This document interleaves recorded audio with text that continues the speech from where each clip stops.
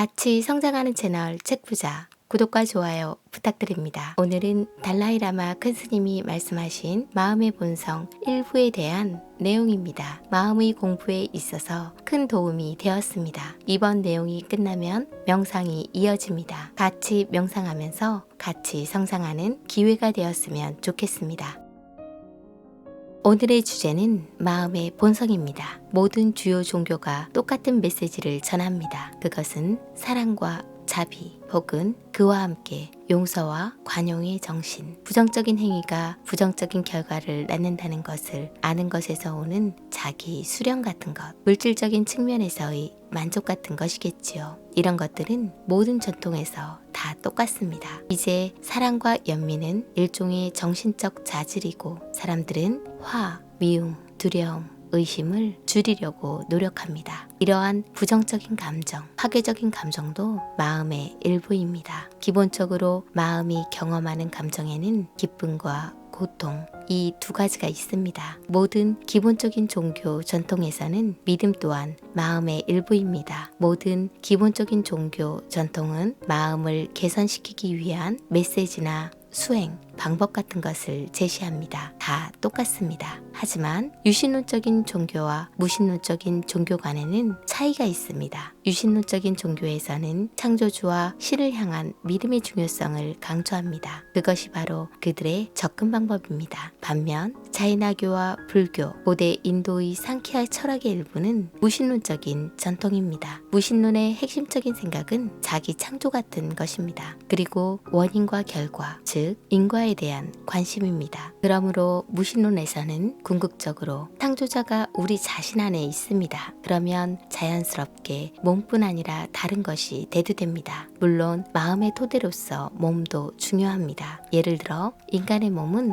인간의 마음의 토대입니다. 몸과의 관계에 따라서 다른 마음에 대해 말할 수 있습니다. 이를테면 인간의 마음, 동물의 마음, 곤충의 마음, 이런 식으로 말입니다. 또한 강박적인 차원의 의식은 전적으로 몸과 관련이 있습니다. 하지만 말을 포함해서 몸으로 하는 행위는 궁극적으로 동기에 달려 있습니다. 여기서 동기가 의미하는 것은 마음입니다. 인과의 법칙에 따르면 우리가 원하는 것과 원하지 않는 것은 모두 우리의 동기, 마음과 관련이 있습니다. 행복한 삶, 기쁜 삶을 성취하기 위해서는 우리의 마음, 동기를 잘 보살펴야 합니다. 고통을 극복하고 줄이기 위해서는 부정적인 감정, 파괴적인 감정을 다루어야 합니다. 궁극적으로 그런 감정들이 이런 원하지 않는 것들을 가져옵니다. 그러므로 이런 무신론적 전통에서는 마음이 특별히 강조됩니다. 그럼 이제 자연스럽게 논리적으로 우리가 마음을 다룰 때 마음에 대한 완전한 지식이 있어야 함을 알 수 있습니다. 마음 혹은 의식이라고 부르는 것의 범주 안에는 아주 많은 종류의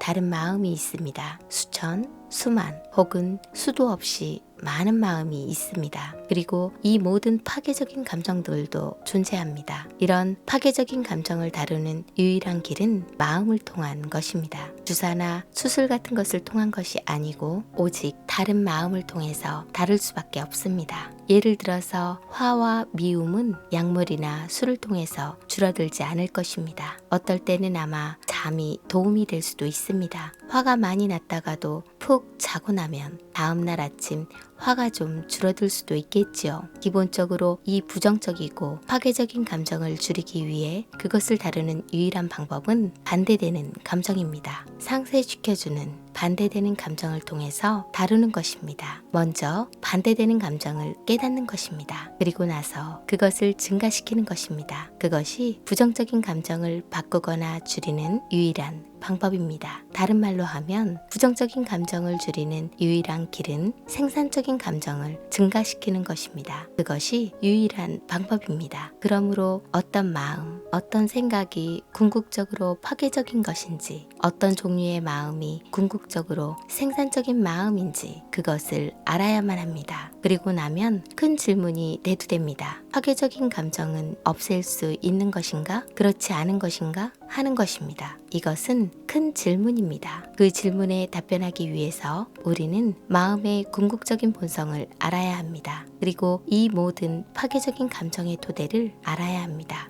그리고 나면 이 파괴적인 감정을 없앨 수 있는 가능성에 대한 이해를 갖게 될 것입니다. 불교 경전에는 감정과 마음에 관한 많은 정보가 있는데 특히 금강승의 가르침에 많이 있습니다. 금강승의 가르침이 생리학적인 힘의 적용과 제어를 다루고 있기 때문에 그것은 다른 차원의 마음에 대해서 이야기합니다. 이를테면 더 거친 차원의 마음이 있는가 하면 좀 더 미세한 마음, 훨씬 더 미세한 마음과 같이 다양한 층의 마음이 있습니다. 그것은 오직 밀교의 경전에서만 언급되어 있습니다. 예를 들어 지금 이 순간 감각적 차원의 의식 혹은 마음이 온전히 작동하고 아주 활동적일 때 비록 그와 동시에 생각이 흘러간다 할지라도 감각적 차원의 의식이 훨씬 더 지배적입니다. 꿈을 꿀 동안에 감각적인 의식은 더 이상 작동하지 않습니다. 오직 생각만이 다른 차원만이 작동합니다. 꿈을 꾸지 않고 깊이 자는 동안에는 또 다른 차원의 더 깊은 의식이 있습니다. 만일 기절을 하면 설사 호흡이 끊어진다 하더라도 또 다른 차원의 깊은 마음은 존재합니다.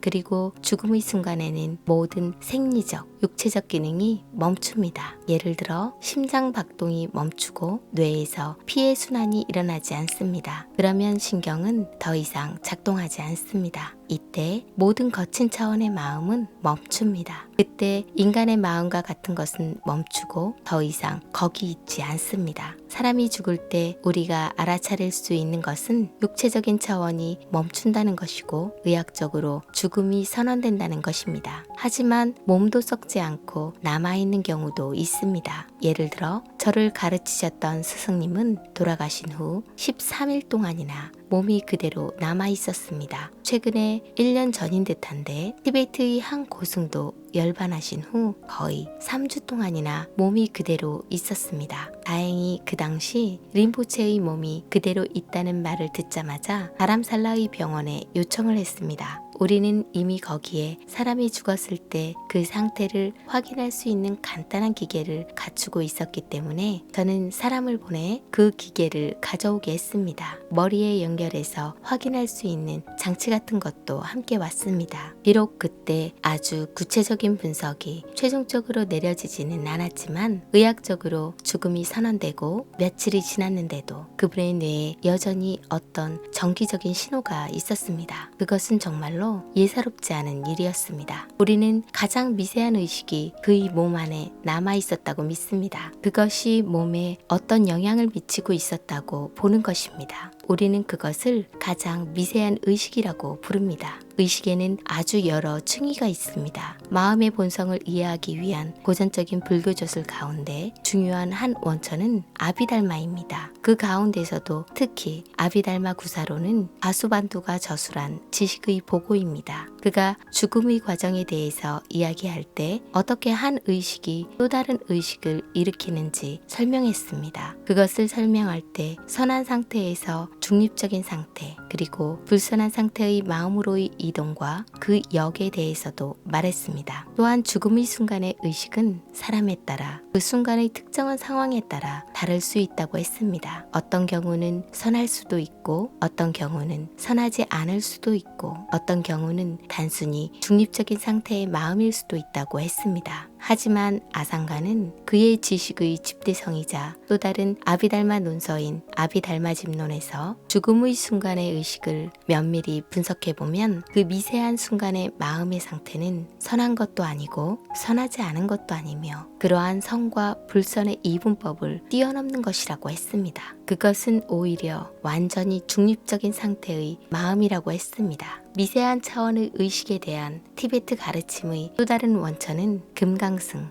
밀교의 가르침입니다. 밀교에서는 죽는 순간의 아주 미묘한 의식이라고 해도 욕이나 경험이 많은 명상 수행자라면 그 상태의 마음을 중립적인 것에서 선한 상태로 바꾸는 것이 가능하다고 했습니다. 여기에서의 핵심은 파괴적인 마음의 상태, 불선한 마음의 상태는 오직 어떤 의식의 단계까지만 작동하고 미세한 차원의 의식이 일어나는 단계를 지나게 되면 선하지 않고 파괴적인 감정이나 생각은 더 이상 작동할 수 없다는 것입니다. 그것은 파괴적이고 선하지 않은 정신적 상태는 상대적으로 더 거친 차원의 의식의 존재에 의존한다는 것을 시사해 줍니다. 저는 마음에 대한 완전한 이해와 설명, 즉 밀교의 관점을 포함시켜야 할 필요를 절감합니다. 부야사마자 탄트라라는 금강승의 책에서는 탄트라라는 말의 의미를 설명하고 있습니다. 거기서 탄트라는 연속이라는 측면에서 설명되고 있습니다. 연속에 대해 말한다면 어떤 종류의 연속이 있을 수 있겠는지 물을 수 있을 것입니다. 그것은 먼저 연속을 기본적 연속으로 정의합니다. 탄트라 혹은 연속의 의미를 기본적 연속이라는 측면에서 먼저 정의하고 그 다음에는 우리가 적용할 수 있는 방법의 측면에서 그리고 나면 그 방법을 통해서 성취할 수 있는 결과적인 상태라는 측면에서 정의합니다. 사실 의식의 차원은 세 가지 범주로 나누어서 말할 수 있습니다. 하나의 차원은 토대입니다. 또 다른 차원은 그 마음을 다루는 것입니다. 세 번째 차원은 마음을 다루는 과정을 거침으로써 마침내 완전히 정화된